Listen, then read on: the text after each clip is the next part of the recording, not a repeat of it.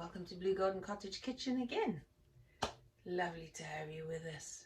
If you're new to the channel, I'm Cindy and this is our suburban homestead in a council house. We make do, we mend, we do everything we can to live frugally and have the dream of the good life, so to speak, as far as we can with what we have and in our situation. And every single year I give you at least one Christmas recipe that I share with you and hope that you get inspired by it or have a go at it or come up with one similar of your own.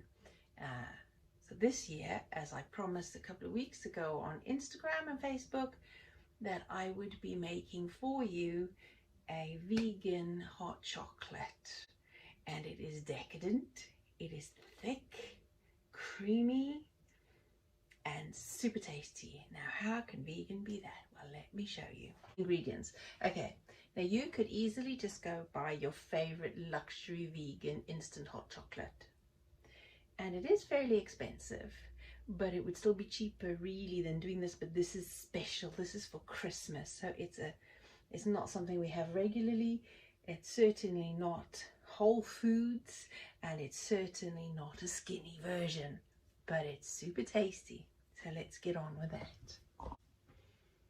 For the ingredients, because I'm making 3 mugs to expecting visitors, I've got 3 big mugs of organic unsweetened soy milk, and that halo is going to be completely dusty in just a moment because now I'm going to stick in some ginger. I'm sticking a piece of ginger, fresh ginger in.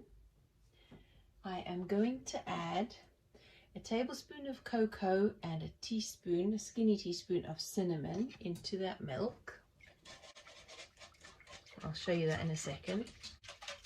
So that's the cinnamon, cocoa, ginger in the milk so that can start heating. I'm also going to add, while it's heating, about a tablespoon of granulated sugar, that's unrefined golden. And then I'm going to add in a good tablespoon of my homemade date paste. I mean, that's a chunk. That'll probably add up to 2 tablespoons. Literally, I soaked my dates in boiling water and let it cool down, soften up, and then blitzed it all up until it was a smooth paste. So I'm just going to mix that up while that milk is heating gently. Now, so far it just looks like the cocoa. That's it, that's all it is now. But what I add to it in a bit is what turns it into hot chocolate.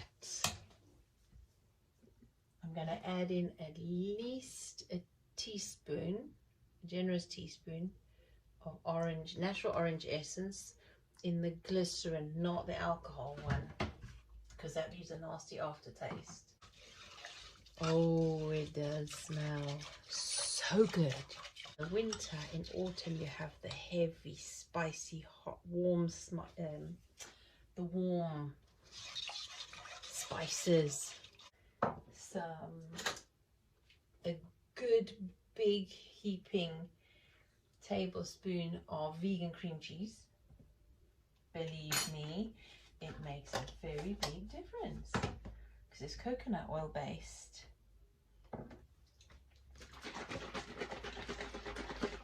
And I'm going to put in about a 1/4 cup of some soy cream. Like I said, the halo's gone out the window. Nothing whole food about this. We're talking Christmas and decadence and a rare treat. Right, I don't want it to boil. I never want soy milk to boil. It will, the protein will coagulate and then you'll get curds. I think the ginger needs to come out now. I'm going to add 100 grams of vegan chocolate. I'm going to turn the heat off because I don't want it to be heating. I just want it to melt that chocolate. when it's completely melted, that is when I check for sweetness and flavor, if it's where I want it to be, and I tweak it. Take it off that residual heat.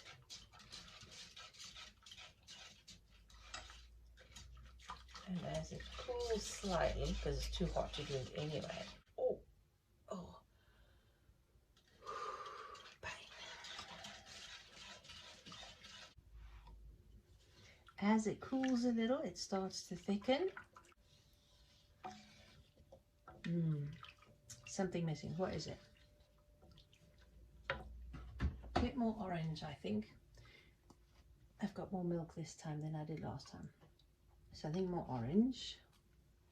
I clearly forgot that the last time I made it, I also had a good tablespoon of homemade extra thick yogurt in there, because it was what was left in the pan when I made yogurt, and I used some of that to make the hot chocolate because it was too much for the jar. Let's see if that makes it, is what was missing.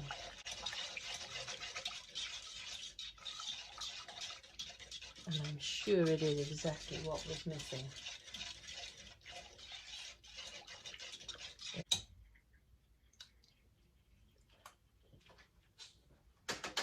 Yeah, that was it. Oh yes, look how nice, and you can see a trail almost as I go through that. So that's nice and thick. Look at that. Nice and thick.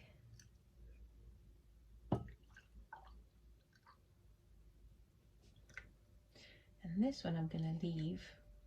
See, I ended up with more than 3 jugs. Oh, mugs. I think there's about another one there. I wonder if I can do that. Add chia seeds and turn it into pudding. Let's do that. And we got 2 recipes for the price of 1. Oh, look how much chocolate we got out of that. Let's add in about a tablespoon of chia seeds. I doubt we'll need any more than that. About a tablespoon. When it's cooled off, I'll stick it in the fridge. And I'm sure that would have made a pudding. I'll just keep stirring it as it's cooling off so that the chia seeds don't fall to the bottom. Yeah, not done yet, because I have got vegan canned whipped cream. Yes, you get a vegan whipped cream.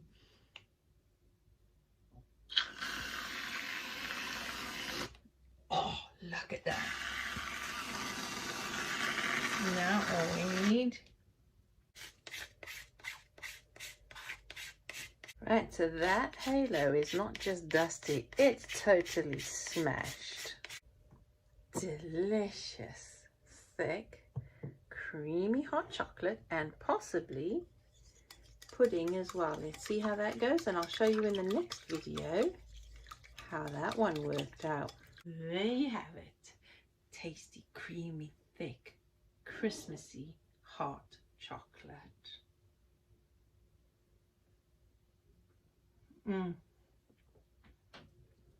Oh, I can taste the ginger, I can taste the cinnamon, I can taste the orange, and the cream, and the chocolate.